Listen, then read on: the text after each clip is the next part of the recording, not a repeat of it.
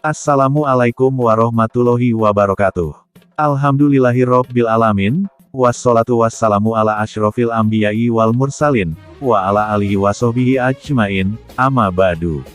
Sahabat Hasyiyah TV, pada konten sebelumnya, Hasyiyah TV telah membahas asal-usul Habib di Indonesia untuk bagian pertama, atau part 1, maka pada konten kali ini, Hasyiyah TV akan melanjutkan untuk bagian kedua, atau part 2, selamat menyimak.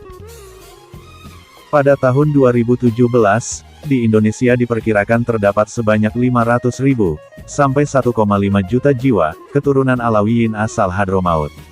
Pendataan terhadap kaum Alawiyin tersebut, pertama kali dilakukan pada tahun 1932 sampai tahun 1940.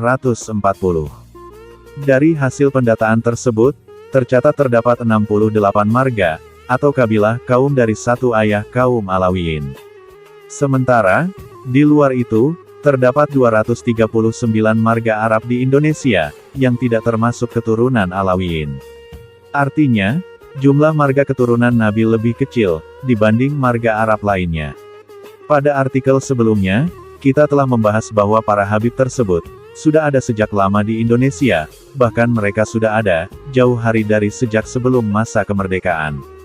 Namun, kapankah tepatnya para Habib tersebut masuk ke Indonesia? Ada beberapa teori yang menjelaskan mengenai masuknya Islam ke Indonesia. Asyumardi Azra merangkumnya ke dalam 4 teori, yaitu pertama, Islam dibawa langsung dari Arabia, yakni pada masa-masa awal tahun Hijriah. Kedua, Islam diperkenalkan oleh para guru dan penyair profesional, yakni mereka yang memang khusus bermaksud menyebarkan Islam.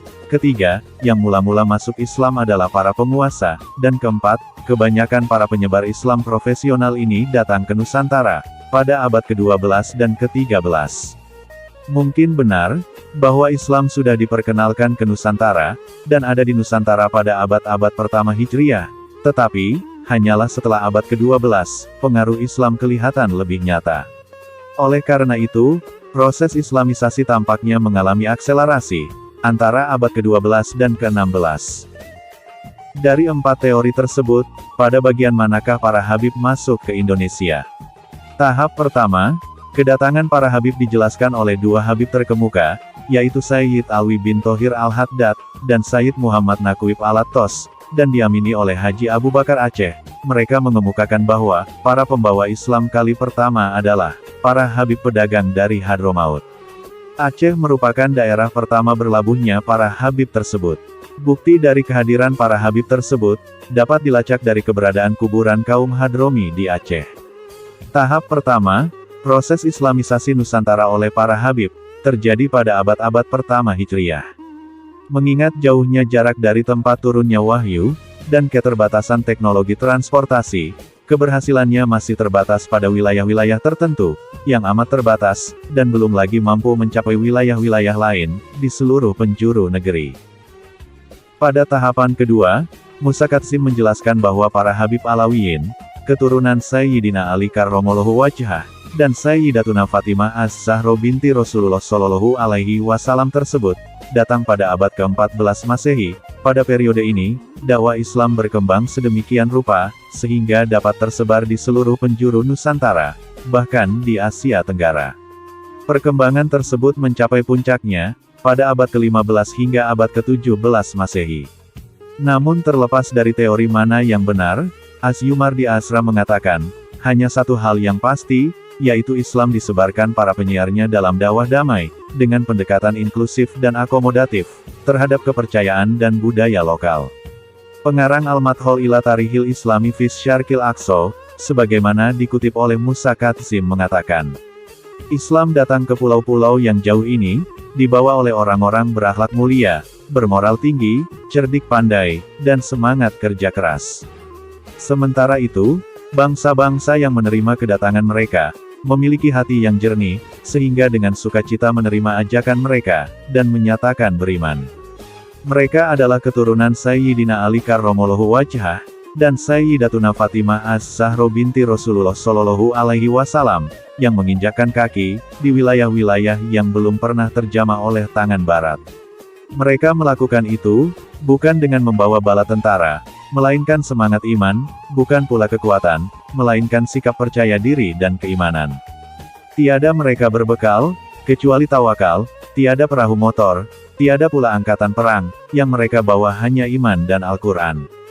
Mereka berhasil mencapai tujuan, yang tak dapat dicapai beribu pasukan, dengan segala perbekalan, dan fasilitas lengkap sekalipun, padahal mereka hanya beberapa orang. Bila ditarik lebih ke belakang lagi, tokoh besar Alawiyin, Muhammad bin Ali, atau juga dikenal dengan sebutan Al-Faqih Al-Muqaddam, tokoh yang menjadi peletak dasar-dasar tasawuf kaum Alawiyin, secara demonstratif pernah melakukan upacara pematahan pedang. Al-Faqih Al-Muqaddam mematahkan pedangnya sebagai simbol politik, dan sosial religius.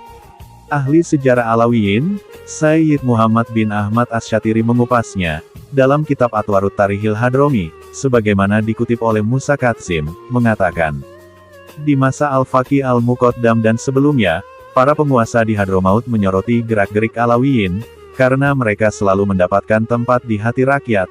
Mereka khawatir, tokoh-tokoh di kalangan kaum Alawiyin, dapat menjadi sumber berkumpulnya kekuatan politik, dan ditakutkan dapat menggerogoti kekuasaan mereka.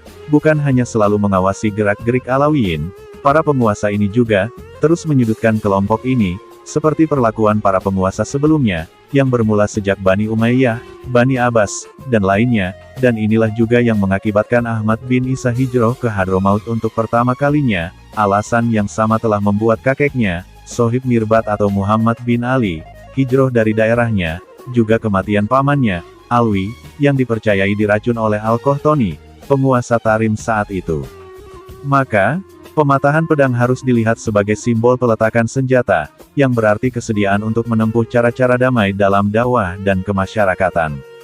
Penekanan pada tasawuf, dan metode dakwah secara damai inilah, yang kemudian secara umum, mewarnai secara turun-temurun mazhab kaum Alawiyin, dimanapun mereka berada, sampai pada masa sekarang ini. Rupanya, metode dakwah damai ini, diturunkan dari generasi ke generasi Alawiyin berikutnya, termasuk kaum Alawiyin di Indonesia.